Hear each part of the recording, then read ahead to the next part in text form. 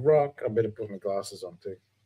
So you're watching the Get Busy Living podcast with I'm Dr. Scott from Six Sense Acupuncture and the Healthy Habits Club, and we've got an awesome guest, and that's Jessper Maquindang. Is that how you pronounce it? Very close, Dr. Scott. Maquindang. Maquindang. Very close. God, I'm terrible. Yeah, you were close. You were close. Maquindang. Is that it? I got it right? You got it. That's a relief. All right. So we are honored to have you on today, Jessper. And just looking at your LinkedIn profile, you're a culture-driven leadership and HR strategist, building resilient, high-performance teams, super connector, ultra-marathon runner, and featured in top podcasts and media. And that's what I've been saying all week.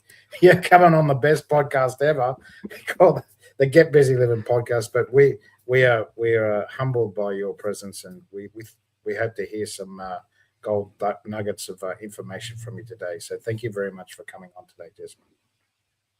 Dr. Scott, thank you for having me. So I'll start off with my usual question. So tell us, Jessper, what gets you out of bed every morning? Absolutely. So there are two things for me. The first part is I'm showing my real background. It's not virtual. And I share this because I really enjoy learning. And that's the first thing that gets me up in the morning. It's those opportunities to really grow and develop. And I just have a passion for learning. The second part is supporting other people in their leadership development and building teams around them. That's the second thing that gets me up, because it's that opportunity to help other people grow and develop as well. So those are the two things that get me up in the morning. That's so cool, man. So that's pretty much self-development. That's what you're saying, and also helping others to self-develop as well, and helping the community as well. So that's very commendable, brother. That's much appreciated for doing that. Absolutely. Because not many people do it. That's what I found. So yeah, it's a missed opportunity. We appreciate that you do that for the community. So much appreciated doing that. So I'll go on to my next question, and that's how the hell did you get into what you're doing? So what is the SPHR actually first? What does that stand for? Yes, so SPHR, it is a professional certification for senior professional in human resources. Human resources. Okay. Well, let's start with that one. What got you into human resources? Absolutely. So I'll share my story. It's a very interesting story, and it's actually a personal story that comes from a memory that my mother had of me. And she shared it a couple of years ago. And I actually don't remember that specific memory, but she did. And a few years back, she pulled me aside and said, Jessper, when you were growing up, so I was probably maybe 5 or 6 years old at the time, I'm guessing. But she told me that at that age, I had pulled her aside and I said, Mom, when I grow up, I want to be a leader. Now, when I think about that, that's very interesting. Because what does a 5 or 6 year old know about this idea of leadership? I might as well have pulled my mom aside and said, Mom, when I grow up, I want to study macroeconomics with deferred revenue. Such an advanced topic for someone that age. But I realized over time, yeah, absolutely. But I realized over time, different leadership opportunities just fell into my lap. I was really encouraged to serve the community, volunteer for nonprofits.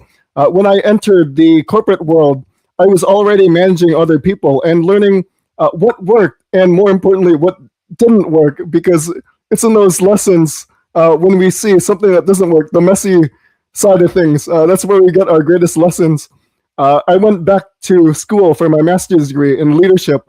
I was just inspired by what I was doing, and then throughout my career, I continued to just gain more experience in the world of leadership development, managing other people, and along those lines, many different functions in human resources. Because when we're operating an organization, a company, a business, it's really the people side that really brings it to life. because we can have the best processes, we can have the best systems, but if we don't have the right people in place, it could all fall apart. On the other hand, when we do have the right people in the right seats, essentially in the right bus, that's where you'll see more effectiveness and efficiency come through with what we're trying to build. So essentially, when it comes to the world of human resources, it's really emphasizing that human part in the workplace. And that's what inspired me to really jump into that field. So obviously you went to college and studied at college level human resources. Where did you do that? Where'd you study that? Yes, so my master's degree was from the University of Southern California. And then that's where I completed my executive master's degree in leadership. So you're in California now, yeah? You're I am. So you grew up in California, did you? Southern California, so specifically the Los Angeles area. Los Angeles, yeah.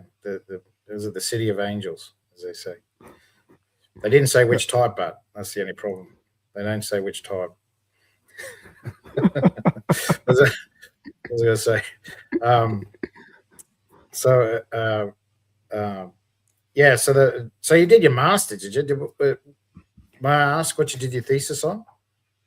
Oh, so it was actually in team building and the impact of that in the world of the work we do and the importance of that collaboration and cooperation within the team to really work together.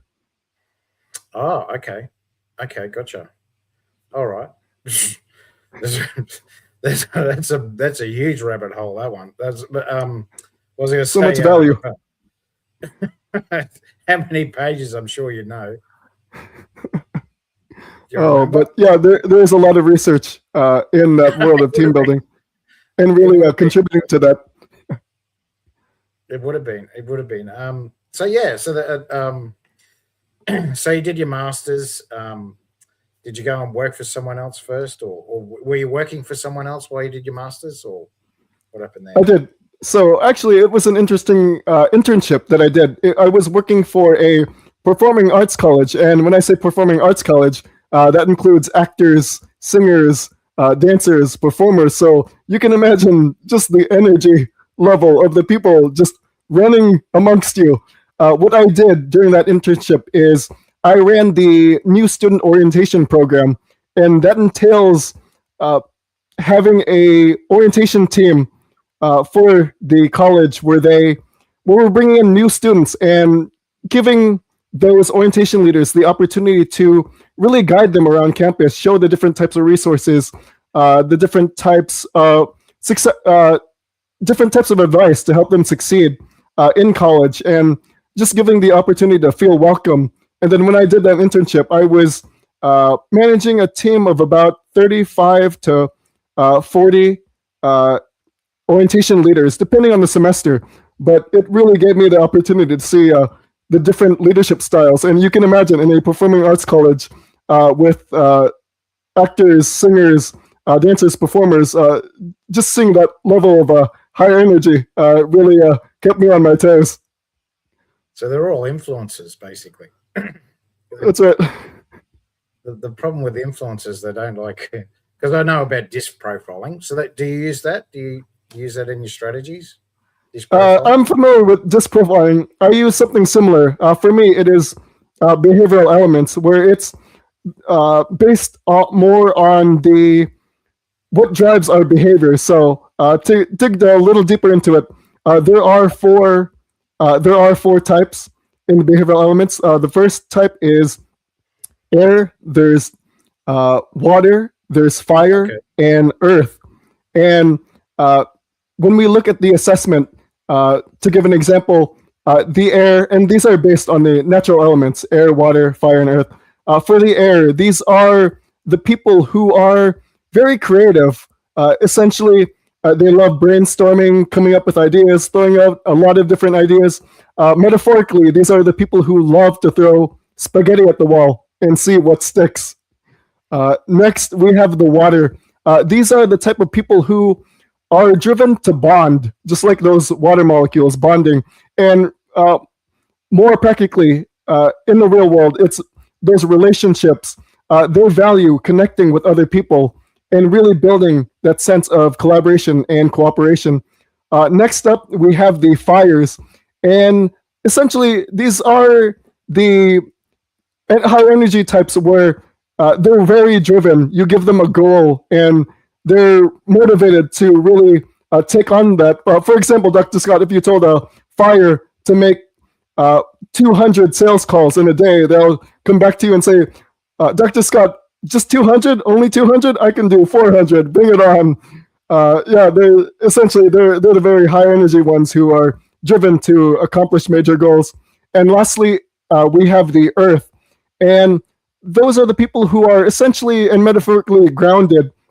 They want to see a sense of order and structure, because when everything is in its place, essentially, everything just flows smoother. So those are the four elements: air, water, fire, and earth. And that's a major assessment I use, the behavioral elements assessment. So a great way to understand other people's behavioral drives and how they make decisions. So in Chinese medicine, we have 5. So instead of air, we have wind. So water, fire, and we have wood and metal as well. Oh, very interesting. Metal as well, yeah. So metal is like your lungs. That's to do with your lungs, the metal. But yeah, anyway. So, what was I going to say? So that, so yeah, you work with kids as well, yeah. You're working with because you said it was a youth program. So I am involved in supporting a nonprofit that is focused on. Sorry, at the time you're working with a youth program. That's what you're saying. Oh, so college at the university level. Yeah. Oh, okay. So they're young adults. They're young adults. Okay. Yes. Okay. Gotcha. But still, yeah. So you got to learn how to teach the younger generation, basically. That's right. That's right. Yeah, what you were trying to achieve with them. So that's pretty cool. And you did it so early in your career. So that's a wonderful accomplishment. So thank you. So what did you do after that? Did you go out and work for someone else after that? Because it was a non-for-profit. Yeah, is that right? That's right. Well, that was earlier. So after graduating with my master's degree, I went to work for a Fortune 500 company, and I was selected for their management development program. So really learning the ins and outs of just their operations and really what makes them effective. And it's just given me more insights and perspectives into that world of management and leadership. And then after that, I became involved again with a nonprofit that was focused on leadership development for people under 40. And that's really given me additional perspectives, worked with various teams, worked with just various board members to really get more insights into really improving and understanding this world of leadership better. So it's given me more inspiration. Yeah. So you did you start off in the HR department and then worked your way into the executive level? Is that what you're saying? Very interesting.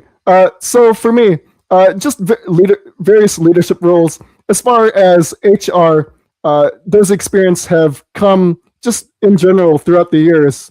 It's more of various HR functions, but it's been applicable in all the roles I do, because when it comes to human resources, it is understanding that human side of the organization. So when you have a better understanding, it just gives you just more insights and perspectives into how you can handle different situations. For example, in an early part of my career, I remember working for a team, and one person was, let's say, challenging. This person essentially thought he had all the right answers, knowing everything about everything. That turned the rest of the team off. But I really took the time to understand what was going on with this person. Wanted to learn more, but at the same time, we realized that everyone was focused on the same goals. And when we focus on the bigger picture, that gives everyone an opportunity to open up and see how they can work together. So it's really given me that opportunity to learn more about that human side of organizations, and that's really informed my understanding, skills, and background in the world of human resources. So it's a variety of different skills that I've just gained over the years. Yeah, right. And so then you could communicate that better to the rest of the team as well. Absolutely. Yeah, because that's a big problem. I mean, I'm not fantastic at communication myself, but Sun Tzu said, that I'm going to quote the great Sun Tzu, and he said that if the general has to be clear, he has to be clear with his instructions. If his instructions are clear to the subordinates, then it is the subordinates' problem. It is that they are the ones that have made the issue. But if the general's messages are not clear and are can have double meanings and stuff like that, then it's the general's fault. It's the general's fault for if they lose or whatever. Because he's talking about war. Like you screw up, people die. That's what he's talking about. That's right. But they've implemented that now. I see in larger businesses, especially 20 years ago, it was huge. The art of war was used a lot in strategies with bigger businesses, anyway, especially. And I believe they're still doing it today. So he's a pretty cluey general. I mean, but yeah, what I was going to say. And that came from what you learned as well. And you would have read 1,000 books just on that, on just understanding the how teams work and how you can communicate your information to those people. That's right. And Dr. Scott, I really liked how you emphasize the importance of clarity, because clarity is very important. It's one thing to go up to one team member and say, can you do this, and be very general. But it's another thing and more effective when we can go up to the team member and say, can you do this, and here are suggested steps, and really showing out ways to really bring out more specificity. So it makes it easier for the team member to, one, understand, and two, execute on that task, because they have a better idea of what it needs to look like. So, Dr. Scott, thank you for really emphasizing that importance of clarity. Well, yeah, I worked in emergency in hospitals. I was a guard for 10 years. So, it's the same thing. If the consult isn't giving the right directives, and then someone dies. It's the same with if the nurse screws up and doesn't listen to what the consult's saying, then someone can die. So I get it. I understand. You're coming from a high pressure situation, and I remember reading about there was a coach for the Australian hockey team, and are you there, Jessper, or frozen? Oh, you froze. So there was an Australian coach. He was the coach for the Australian women's hockey, field hockey, grass hockey, and he was an emergency doctor. So he was a doctor in emergency, and that's what he said. He said, I came from an environment where when I gave instructions, you had to be clear, very clear about what you're saying, because if you don't, someone dies. So and that's what he's saying, that I had to learn. He had to learn that, you know, the girls weren't used to um, clear and precise instructions, and that when it's given to you, you need to follow it. Because they're athletes, you know, and they're not used to that environment. They're not used to that. So he had to adjust the way that he communicated information, because he came from a do or die situation to, we could lose the game. So what? In comparison, that's what I'm saying. So yeah, I get what you're saying. It's very important. It's very important what we say to people, and also to your employees. It's very important. You have to be very clear. That's right, clear and, in a sense, encouraging, because it's one thing to be clear and demanding and being a burden, and another thing to be clear but supportive, and that's where we'll see our team members grow. Yeah. So give us an example. How is what's that being implemented? Absolutely. So let's say, for example, I'll use an example. I was having a conversation with another entrepreneur, and she said that she had hired a team member to help with social media. So essentially, she told her team member to post on social media every day, and over time, for some reason, he was not carrying his weight, and she was a little frustrated, and she just flat out directly just called this team member out for not carrying his weight. And of course, that discouraged him. On the other hand, if this entrepreneur had pulled her team member aside and said, we'll name this team member Johnny, just as an example. If she had said, Johnny, I appreciate what you've done so far. It had not been up to my expectations. However, I still believe you can do great things in this role. Here are some steps you can to really get to a better position. Do believe that you can still get there, and I do support you in this endeavor, but I'd like you to really find ways in how we can improve this process. And again, in this example, it's a change over being more demanding, where you're saying, Johnny, you didn't carry your weight, very upsetting, I'm concerned, that wasn't good enough. And on the other hand, flip that script and say, Johnny, again, although it wasn't up to my expectations, I still believe you're a great part of what we're trying to build. Here are some steps to really get to a higher level. So 2 different conversations, two different outcomes, but being more supportive really gets you to a better place. So what you're saying is basically, instead of just saying, mate, pick your bat and ball up and let's go, you're basically saying, well, it's how you're using the bat and ball. That is, how can we help you to manage the way that you're using the bat and ball? That's right.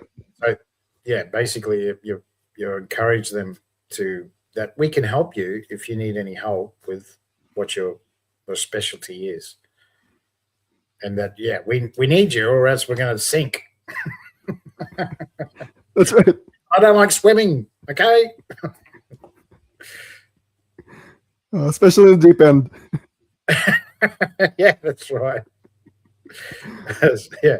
Well, I actually do like swimming, but we don't want to get stuck on a sandbar because the boat's not floating properly.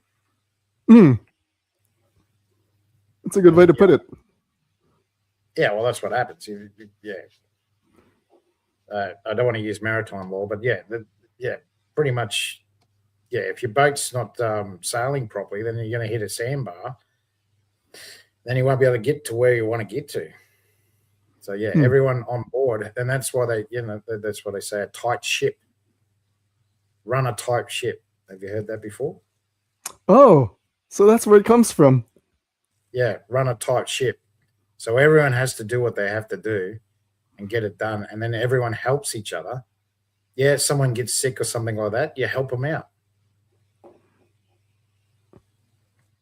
That's what. That's Yeah, right. that's because you're on a boat, you're in the middle of nowhere. That's why. Yeah, submariners. I don't know if you've ever met a submariner. Oh, tell me Yeah, more. so they're the naval people that work in um, submarines. Mm. Oh, that's right. So there, there's a lot of pressure. There's a lot of pressure when you're in one of those. Like even just in like they're doing navigational maneuvers and stuff like that. They have to work together. If they don't, they can run aground or something like that. And that's you don't get out of that too easily. That's You right. see what I'm saying? So that there's a lot of pressure. You So they have to you run have a tight ship there. That's right. That's where you run and I've worked with a couple of them in because I was a guard, security guard, and a lot of them, retire from the Navy and they go into security because it's a easy gig, and they're a bit of a screw loose because there's such high pressure. There's high pressure to perform, Mm. and when you're doing it for 6 months at a time. They told me stories of where they never submerged for 6 months. They never come up to the Oh. surface Surface. for 6 months. So you're stuck in this, galley, where they live. And it's cramped. With the same person for 6 months. It's like, you go a bit stir crazy. That's right. And it's cramped, where it's a small space where they have to get through. Yeah, that's right. That's right. So yeah, you can see what I mean. It's a confined space. Yeah, it's like being in prison, really. Ooh. That's what it'd be like. But you're working, but you got to work together. You're not being handcuffed or anything like that. But you have to work together to get to where you want to go. That's right. And that's back where running on tight ship. Yeah, that's exactly right. That's because there's a saying in the military. I heard it today actually. Oh. Go figure. There's no good soldier. There's no bad soldier. There's only bad leaders. Oh. So if you only get a bad soldier if you give bad instructions. If you're given great instructions, you get great soldiers. And like you said, it's the way you deliver the information. Like you just said before, if you deliver that information, encouragingly, if you say, yeah, okay, you screwed up, so what? We can help you to move forward. Because I mean, even like leaders even make mistakes. It's okay. You're supposed to make mistakes. Because guess what? The best way to learn is what? Make mistakes. Make mistakes. So yeah, so tell us more. So what happened then? That you worked for that Fortune 500 company, and you helped out many different scenarios for them, especially in leadership roles. And obviously, you picked up a lot of information, experience, I should say, from doing that. And what happened then? What did you do? What did you go into after that? That's right. So after years of just gaining different insights and perspectives, finally made the leap to jump out on my own because I found an opportunity to really help leaders, especially business leaders, understand how they can navigate this world of really managing other people. And it was very relevant, especially as we're seeing as we're getting post-pandemic, where the residual effects of remote work and hybrid work are still in play. I mean, remote and hybrid work have been around for years, but as we've seen throughout the pandemic and post-pandemic, that work is still, remote work and hybrid work is still, can be found. And it really changes the dynamic with how people connect with each other, because uh, back then, when we look at the workplace, it was easier for someone to step out of their office or cubicle, go next door to the next room or cubicle, and say, "Dr. Fox, how are you doing? How was your day? How's the family? Checking in to see how you're doing." Nowadays, leaders have to be more intentional about really setting up meetings with their team members or employees, because those days of connection back then were a little bit more easier compared to where it is now with remote and hybrid work. Absolutely. Absolutely. Yeah. I agree with you there. Definitely.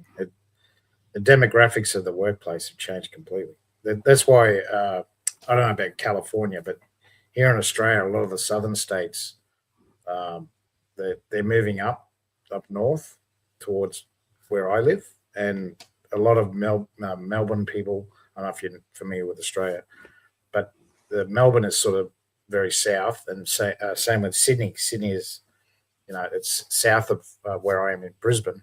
But a lot of people have moved up. Why? Because Oh, the employers don't care where they live now. So if you're an accountant, for instance, you never physically have to see your customer. You can that's do it right. via what we're doing now. That's right. So yeah, especially the technical, the lawyers, the accountants, human resources, it's all done via Zoom now, and whatever social media people are using these days. Yes. So yeah, so And there's yeah, more convenience. and so because it's sunnier up here, it'd be like it'd be like someone from Seattle who's got an accountancy business, and but half their employees live in California That's right. because it's sunny. Because it doesn't rain every day. Well, we have more sun. We do have Well, more yeah, sun in Southern California. well, yeah. I've got a mentor who lives near Seattle, and he says it rains a lot. Hmm. Yeah. But if you go south, south down the coast, then it gets sunnier. It's the same with Australia, just that it's the other way. Instead of going south, you go north, Hmm. and it gets sunny. So yeah, you're exactly right. The demographics of the workplace has changed completely. Absolutely. That's right. And But for then, me, just uh, oh, go ahead, Dr. Scott. no, you go. Keep going. For I would you, say so.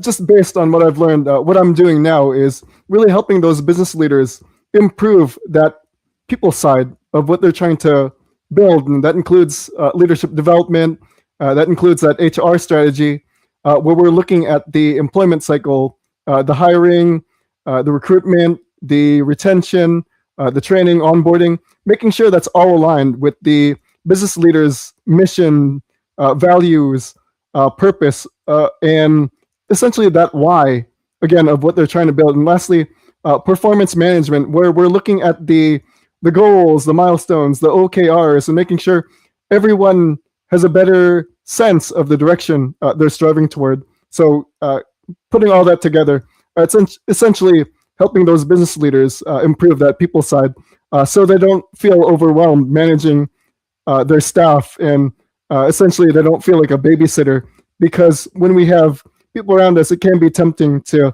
really look over their work. But again, that just adds more to our plate. So essentially, when we can get everyone on the same page, uh, right seat, right bus, that gets everyone moving forward more efficiently and more effectively. micromanagement versus macro. Is that what you're saying? That's right. That's right. Yeah. 'Cause I've worked with micromanagers.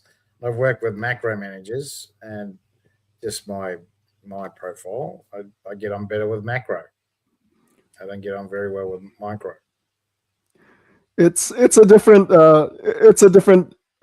type of work environment because micromanager is always looking over your shoulder, putting a lot of pressure. You start to feel that weight because you're always being watched. On the other hand, that macro manager, more supportive, giving you more freedom, giving you more autonomy, giving you more opportunities to really own the process instead of being watched over every second. Yeah, yeah, yeah. I don't know if you've ever worked in a casino before. Oh, tell me more. Yeah, I worked in a casino for 11 years, and that is definitely a micromanager's dream team Interesting. because there's 450 friggin' cameras in the place, so they're So you're watching being your watched. every move. True, they're watching your every move wherever you go. They're watching you. So the And Dr. micromanagers Scott, love it. They love it. Dr. Scott, you said you were a guard. Were you a guard in the Yeah, casino? yeah. Oh, how was that experience? Well, it's a weird place. A lot of weird stuff happens there. Stuff that you wouldn't expect. You know, uh, when the people are, well, it's all the addictions. That's the best way to explain it. All the addictions are there. So people are either addicted to gambling, they're addicted to drugs, or they're addicted to alcohol, or it's all the addictions in one. Oh, So yeah, when people are married to something, not someone, but something, usually a behavior or a substance, then they do weird stuff. and that was the You know what place to I'm see saying? all of it in one place. Well, that's what I call it. It's like a marriage. They love it that much that they'll do anything for it. Hmm. Very So interesting. they do weird stuff. They do weird stuff for it. So yeah, as I said, it's a cesspool of addiction. So everyone who goes there is usually that's why I say if you want to go to a casino, if you got $50 spare or something like that, yeah, go and spend it. You have a bet, but that's it. Don't don't get the bug because that's what happens is people get the bug. They win something. They win, $100, and the only time you ever hear of when they've done well is when they win. They never tell you about the loss. That's when you know that they're truly, they've got the bug. They're addicted. True. That's right. I've got friends who are like that. They'll tell me all about the wins, but they never tell you about the losses.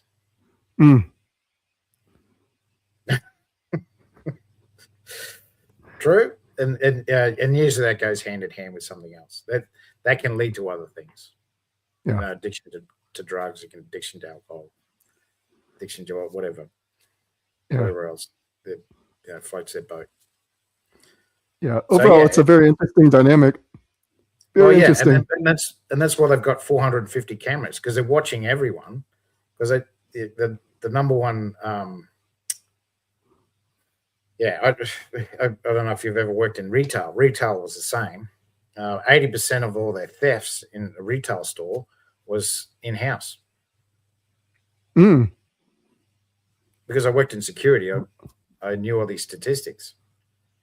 So guess what? Casino's no different. Oh. So that's why they're watching their employees closely. So it is that micromanagement. Yeah, they love it. If you're a micromanager, casino's a perfect place to work. Watch the cameras. Well, you know everything they're doing. There's pretty much a camera in everywhere except for the toilets. Toilets is the only place you can't because of privacy, obviously. Yeah. But for the most part, your movements are still being watched throughout the day. Yeah, absolutely. Everywhere else. Yeah. And they know when you went in the toilet, and they know when you came out of the toilet. That's micromanaging. See what I'm saying? Yeah, that's micromanagement. Yeah, 101. Oh. So yeah. What was I going to say? So yeah, that confirms what you're trying to say. Is that I saw that firsthand. But then also in the same environment, I was under a macro manager. Totally Oh, different mentality. Totally different mentality. that's right. More supportive. It was only when he got a complaint that's when he reacted. Oh, Yeah, when he got a complaint about someone, then he would have to, he has to do something. that's right. But he allowed us to make mistakes. That's basically what I'm saying. And then learn and grow from them. Yeah, it was totally different. Totally different. And then he ended up getting sacked, and then someone else came in, and well, he wasn't sacked. He was retrenched because a different management group came in and bought out the casino, and so then they put in their own managers. Oh, yeah, that happens all the time. All these big companies, the same thing happens. They'll get bought out by another company, and then what happens is they replace the management with new management. And that changes the environment. Yeah, well, that's exactly right. And it depends on what department you're in. You might have had a great manager, and then all of a sudden you got this micromanager in your group, and you're like, oh god, save me. Especially when you had that micromanager who was giving you opportunities to really to make mistakes. Yes, you make mistakes, but you don't forget it. That's right. You don't forget it. And then when you have a micromanager who replaces that micromanager, no, you can't really do much to learn. You're always constantly, you're always worried that something's, they're going to call you in for something stupid. And they're watching over your shoulder. 5 minutes late for this. Why were you? Hey, hang on. That's right. Less of that support. Yeah. I was 20 minutes early for the other shift. You see what I'm saying? They don't weigh it up. Yeah. They don't weigh up yes, you make mistakes, yes, but you did this. Whereas the other manager, he wouldn't have said anything about that. You see what I'm saying? Because that learning was ingrained. Because he waited until someone complained about it. When it got too bad, then he'd have to go in and say, hey, come on. Yeah. What can we do for you? And then have those open conversations where people can really talk more about the situation. Well, there was one thing that he said to me. He said, I remember I made a mistake, and it was I freely admitted to it. And he said, I don't care, if you make mistakes, it's okay. I don't mind, but just tell me the truth. So if you tell me the truth, then we can do something about it. But if you lie to me, whereas the other guy was, he was just looking for a lie. He was looking for anything to try and get rid of you. He was looking for lies. That's a different type of environment. Yeah, he wants you to lie because then he knows that he can build a case against you. Totally different mentality. Different mentality. Yeah. Yeah, well, you see it all the time. Come on, Jessper. It's in a lot in these big companies, and they change. Usually when they get bought out, that's usually what happens. Yeah, and with those micromanagers, they're more supportive and really gives you those opportunities to really find better solutions. Where on the other hand, a micromanager is just looking for a way to keep stepping on you. Yeah, that's an excellent analogy. Yeah, that's exactly what. Yeah, that's exactly the way it is. So yeah, that, like I said, it comes back to that saying: you don't have bad soldiers, you only have bad leaders. So depending on who you are as a leader, determines what sort of people that are listening to you. You're paying for. That's right. And it's those leaders that are setting the tone. So if they're the supportive type, of course, that creates an environment that's psychologically safer. And if it's a micromanager who's tough on everyone, I mean, you'll see everyone just feeling that pressure. Yeah, exactly right.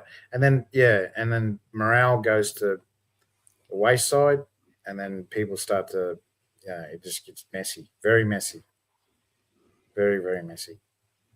But that aside, well, I wanted to go on to something that you do ultra marathons.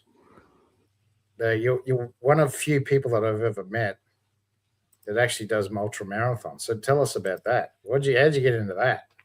Because Absolutely. So that's just crazy. uh, for me, it's my personal story. I grew up with asthma at a young age, and I wanted just an opportunity to show that I can overcome something. And this was running a marathon really gave me that opportunity. So growing up, I was just inspired by big goals, and one of them was I was just inspired by marathon runners and how they could do it. In the beginning, I knew it was challenging. I worked my way up. Uh, I mean, first day, just a few steps, and then I worked my way up to a 5 kilometer, moved up to a 10K, of course, just training, taking it step by step. Finally, a half marathon. And after I completed that, I told myself, okay, after doing all this training, it is time to step up to that level of that full marathon. Of course, I was nervous because this is a full marathon we're talking about. But when I finally signed up for it, I remember being uh, at the very the starting line of the San Diego Marathon. That was my first one, and I was just looking out into the distance, very nervous, of course, because this was a 26.2 miles, so I think that translates to about 42 kilometers. Nervous, thinking to myself, Jessper, what did I just sign up for? What did I just get myself into? This is a lot. But starting line, as soon as the race started, I just remember going out into the course, reminding myself, I already put a lot of training into this. It's too late to turn back. And over time, of course, I could feel the pressure on my body as the distances increased. Half marathon, the 20-mile mark, 21, 22. Of course, more pressure just started to build up, especially in my legs. But I just kept reminding myself, trust your training. I've already made it this far. Keep going. And then when I finally reached that finish line, that sense of joy that overcame me, because all that time I put into training, and then the bigger picture of showing that I was capable of completing a marathon, that really inspired me. And after running those marathons, I had discovered that there was more. There was more above that marathon level, and that is the ultra marathon level. And I realized, well, I had discovered there was a 50-kilometer race in my hometown, and I thought to myself, okay, I signed up for a full marathon. Let's give this ultra marathon a try. And of course, same story happened. I remember standing at the starting line of that 50-kilometer race, staring out into my distance, asking myself the same question, Jessper, what did you just sign up for? What did I just get myself into? But going through the race again, reminding myself that I had put myself through this training, the time, energy, effort to get here. Too late to turn back. Trust your training. Keep pushing. And then when I finally reached that finish line of that 50-kilometer race, again, that sense of joy, showing that I could accomplish something at that level, just really gave me that sense of inspiration. Just celebrating that milestone. So as far as ultra marathons, yes, I've been through the adventure.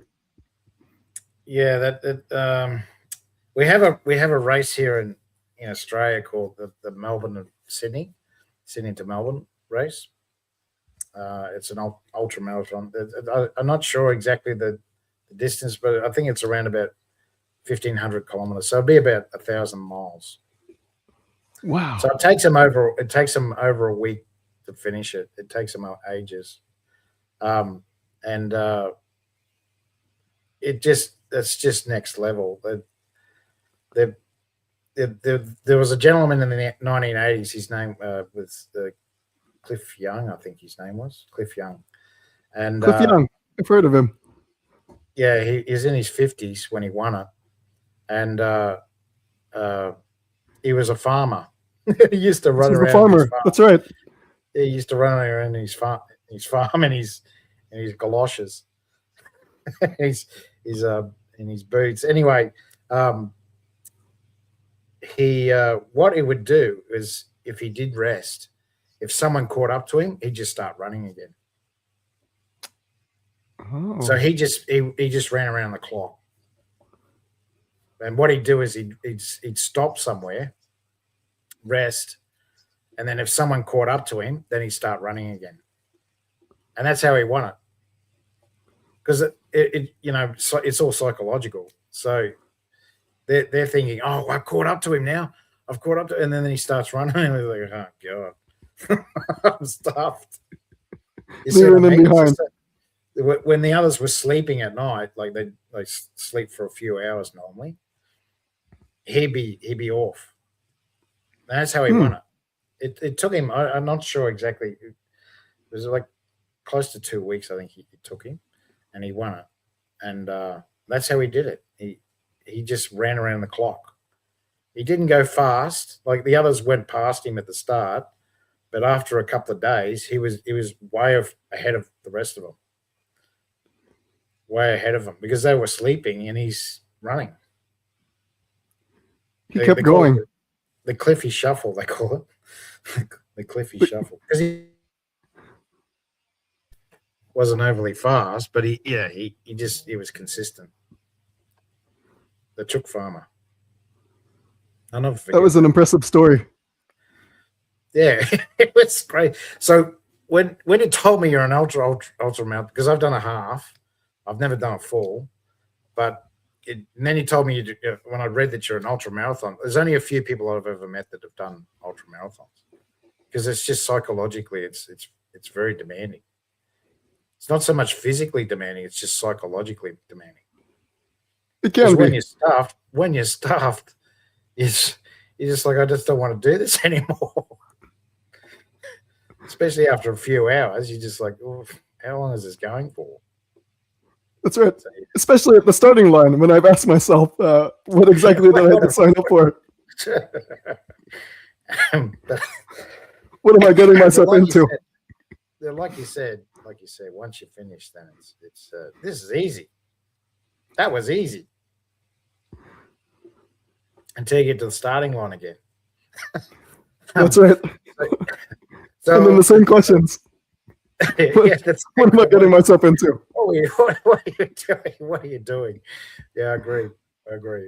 So tell us about another story where you've helped a company or you've helped a group of people.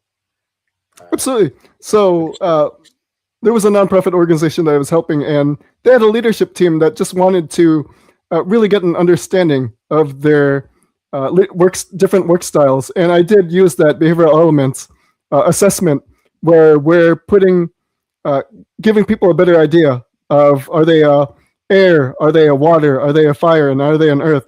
After they had completed that, what I did is I actually broke them up into groups. And at the time, they did have an awareness of what their style was, but they weren't fully informed of what that activity would be. I wanted that to be a surprise, just to see how they would interact. And lo and behold, when we did have the groups, with the assignment that I had given them for that specific workshop is plan your dream vacation. And you can see the different dynamics between those different work style. So the heirs, these are the creative types who like to throw spaghetti at the wall and see what sticks. They wanted to go to space. They wanted to go above and beyond and see what was out there in the world.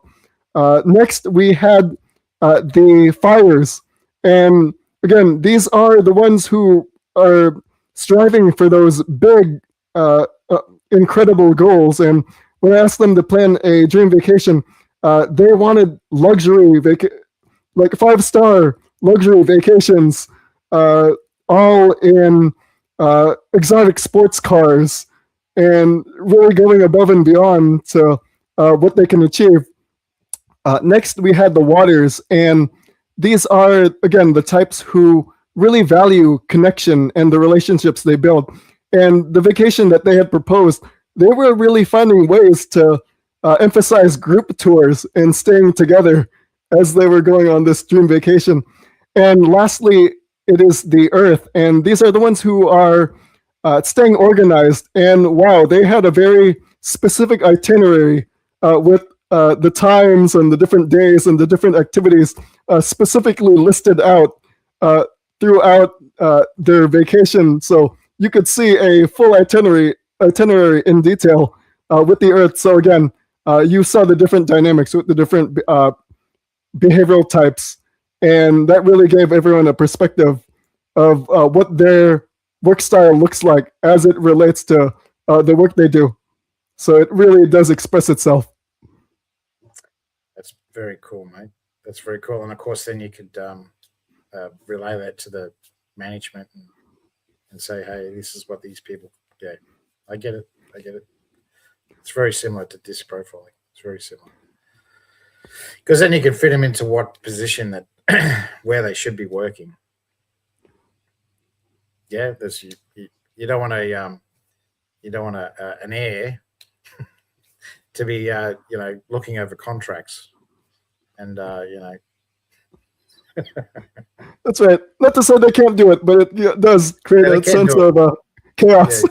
It can create a sense of chaos if they're not prepared for it.